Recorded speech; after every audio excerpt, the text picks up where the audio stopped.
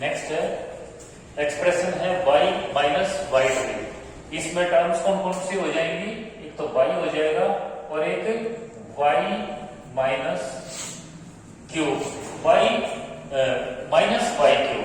ये आपने ध्यान रखना माइनस का, ये बच्चे गलती कर देते हैं, ये इसका दूसरी टर्म है माइनस वाई क्यूब। क्यूब माने है कि पावर 3, तो इसके टुकड़े कौन से हो जाएंगे, टुकड़े यानी फैक्टर हो जाएगा y हो जाएगा और 1 हो जाएगा। इसके यहां ध्यान देंगे माइनस है तो -1 इसका फैक्टर बनेगा, -1 और y y y यानी y गुणा y गुणा y, y को 3 बार जब हम गुणा करेंगे तब y क्यूब आता है, y की पावर 3 आती है। इस तरह से ये इसके फैक्टर्स हो जाएंगे। पार्ट डी पे आते हैं। डी में है दो टर्म्स हैं 5x y स्क्वायर और दूसरी टर्म है 7x स्क्वायर y। ये इसकी दो टर्म्स हैं। इनके फैक्टर्स किस तरह से होंगे, बिल्कुल सिंपल है। एक तो 5 हो जाएगा, x हो जाएगा और y स्क्वायर है तो 2y हो जाएगी। इस तरह से इसके फैक्टर हो जाएंगे। यहां ध्यान दे, मैंने यहाँ पे 1 नहीं लिखा, 1 चाहो तो आप लिख भी सकते हो, 1 भी इसका फैक्टर है, 1 तो हर एक का फैक्टर होगा, इसलिए आगे नहीं लिखा हमने। इसके क्या क्या फैक्टर हो जाएंगे, इसका एक तो फैक्टर 7 होगा, x होगा क्योंकि x की गुणा होगी तब x स्क्वायर आएगा और एक इसका फैक्टर y होगा। इस तरह से ये पार्ट हो जाता है।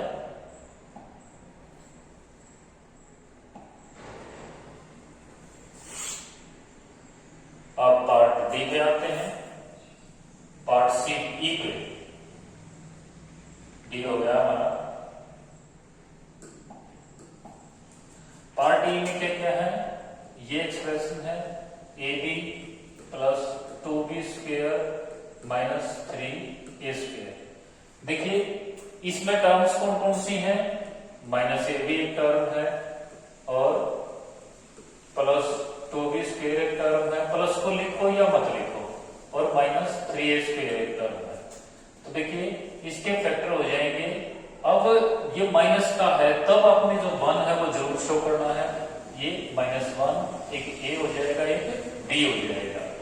इसके क्या क्या टुकड़े होंगे, क्या क्या फैक्टर होगा, एक 2 b और b। इसके क्या क्या टुकड़े होंगे प्यारे बच्चों, -3a और a।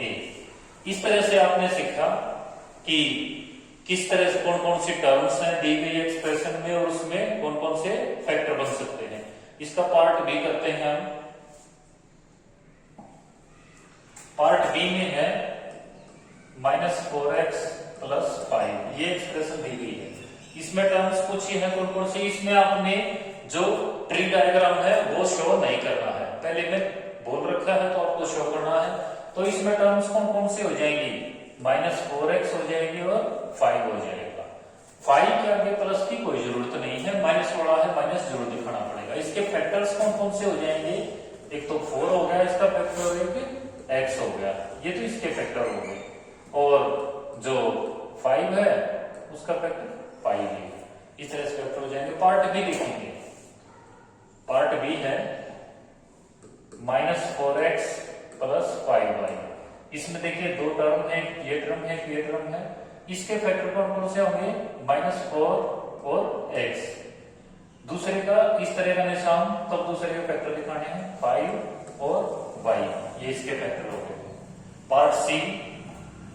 पार्ट सी है 5y प्लस 3y स्क्वायर। देखिए जैसे मैंने बताया था कि प्लस और माइनस से टर्म्स चेंज होती हैं, तो इसमें दो टर्म है, एक ये और एक ये। इसके फैक्टर कौन कौन से हैं, इसमें फैक्टर 5 है और y, इसके दो फैक्टर हैं। 3y स्क्वायर के फैक्टर हैं 3y और y। इस तरह से इसके फैक्टर है। पार्ट डी बिल्कुल ही सिंपल है। इसमें सिर्फ आपको पहले तो एक्सप्रेशन दिखानी है, कितनी एक्सप्रेशन है, कितनी टर्म्स हैं, सॉरी एक्सप्रेशन तो ये है, टर्म्स इसमें दो टर्म्स है कि ये है x y, अगर प्लस का निशान आ गया तो अगली टर्म्स चालू होगी। एक ये है 2x square y square. Factor क्या क्या है इसमें, x y है, इसमें क्या है 2 है x है, y है। अब रीचेक भी कर सकते हैं, जब इनकी मल्टीप्लाई करें तो आंसर ये आना चाहिए। अगर ऐसा है तो आपके फैक्टर ठीक बने हैं, नहीं तो फैक्टर गलत बने हैं। ई पे आते हैं। ई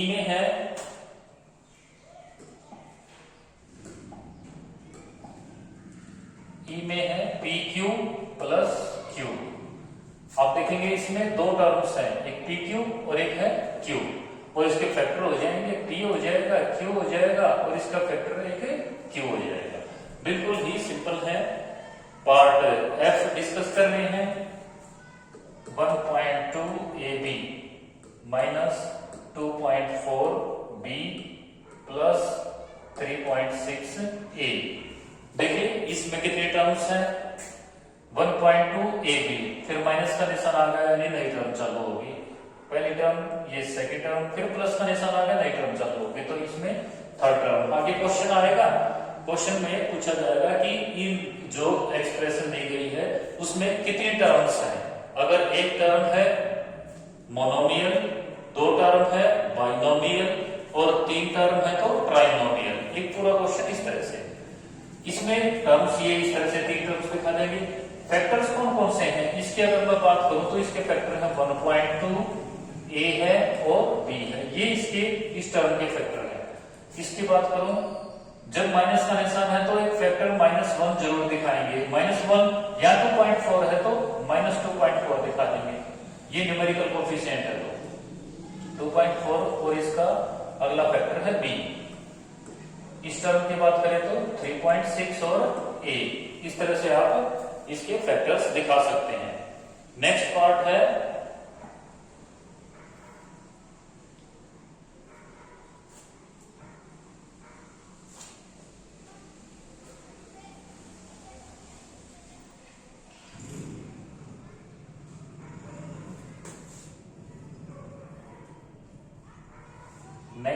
देखिए जी पार्ट है, इसमें ये एक्सप्रेशन दे रखी है।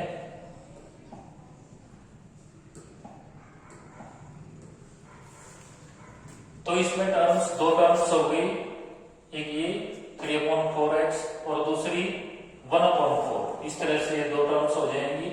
फैक्टर्स क्या हो जाएंगे? एक फैक्टर तो ये हो जाएगा 3/4, एक इसका फैक्टर x हो जाएगा, इसका 1/4। h में क्या है? इस तरह से दो टर्म्स हैं, प्लस का निशान आते ही मैंने बोला था टर्म चेंज हो जाएगी, तो दो टर्म है, ये होगी दो टर्म, इनके फैक्टर क्या हो जाएंगे? ये 0.1 और p स्क्वायर है तो p, एक ये p और एक ये p। इस तरह से इसमें 0.2 q स्क्वायर है तो दो बार हम q लिखेंगे। अब नेक्स्ट क्वेश्चन है, क्वेश्चन नंबर 3 है। इसमें आपने क्या करना है? Identify the numerical coefficient of terms other than consonant. यहाँ पे मैं आपको बताना चाहूंगा इन द एक्सप्रेशन कि कांस्टेंट, कॉन्सोनेंट, सॉरी मैं कॉन्सोनेंट बोल रहा था, कांस्टेंट क्या होते हैं और जो न्यूमेरिकल कोफिशिएंट है वो क्या है?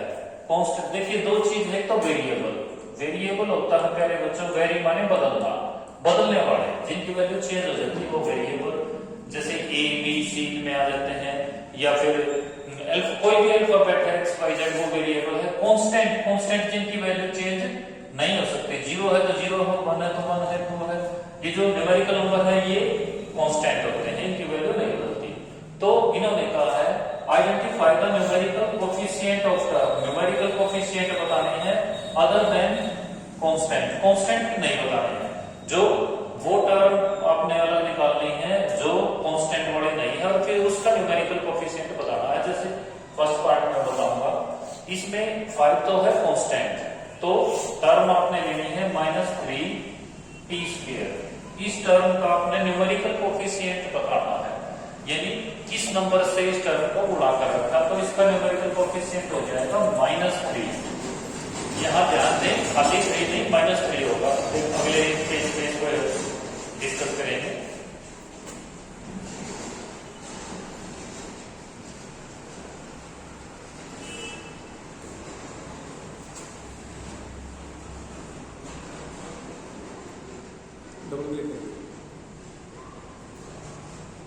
देखिए ये एक्सप्रेशन दे रखी है पहले आपने वो टर्म छाटनी है जिसमें कांस्टेंट नहीं है। 5 तो हो गया कांस्टेंट, तो 5 से अलग टर्म क्या है, -3t²।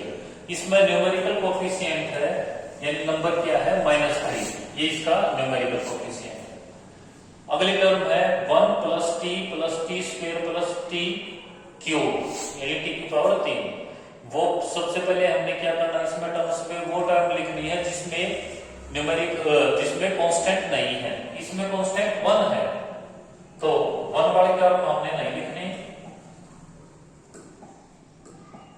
1 को छोड़ के बाकी लिख देंगे t, t², t³।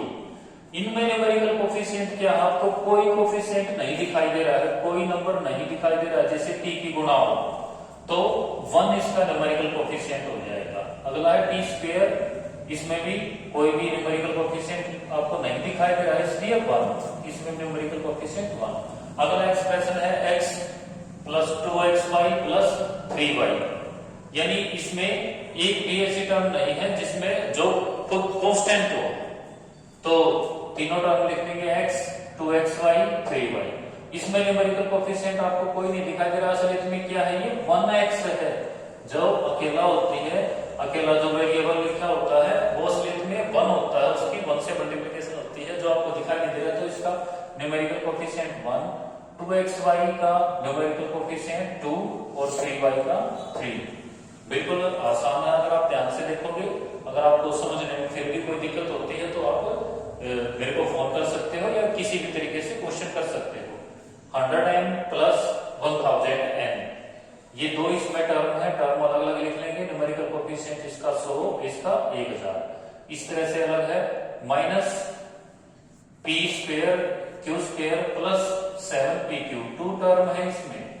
मैंने कहा था प्लस और माइनस आने पर टर्म्स चेंज होती हैं, तो इस तरह से ये टर्म्स अलग अलग लिख लेंगे। न्यूमेरिकल कोफिशिएंट इसमें आपको कोई और आगे नहीं दिखाई दे रहा है इनके, तो न्यूमेरिकल कोफिशिएंट 1 है, माइनस है तो -1 हो जाएगा, इसका 7 हो जाएगा। इसी तरह से इसकी ये टर्म्स हो जाएंगे अलग अलग। इसका न्यूमेरिकल कोफिशिएंट 1.2, अगले का न्यूमेरिकल कोफिशिएंट 0.8, इसमें न्यूमेरिकल कोफिशिएंट इससे आगे वाले में 3.14। ये दे रखा है, इससे जो 7th पार्ट है 2 ब्रैकेट l + b, तो हम ब्रैकेट खोल लेंगे तो 2 की l से मल्टीप्लाई होगी तो 2l, और 2 की b से मल्टीप्लाई होगी तो 2b, तो टर्म्स बन जाएंगे 2l और 2b। न्यूमेरिकल कोफिशिएंट इसका 2 है, अगले का भी 2 है। इनमें न्यूमेरिकल कोफिशिएंट 0.1 है, इसमें 0.01। इस तरह से आज हम अपने इस कार्यक्रम को विराम देते हैं। 3 क्वेश्चन है, सभी बच्चे करके देखेंगे, कोई दिक्कत है तो पूछेंगे मेरे से। धन्यवाद।